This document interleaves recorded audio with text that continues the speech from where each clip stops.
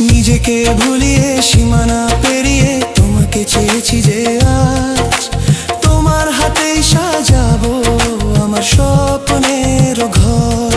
আমি তোমার প্রেমে পড়ে দুনিয়া ভুলে গেছি।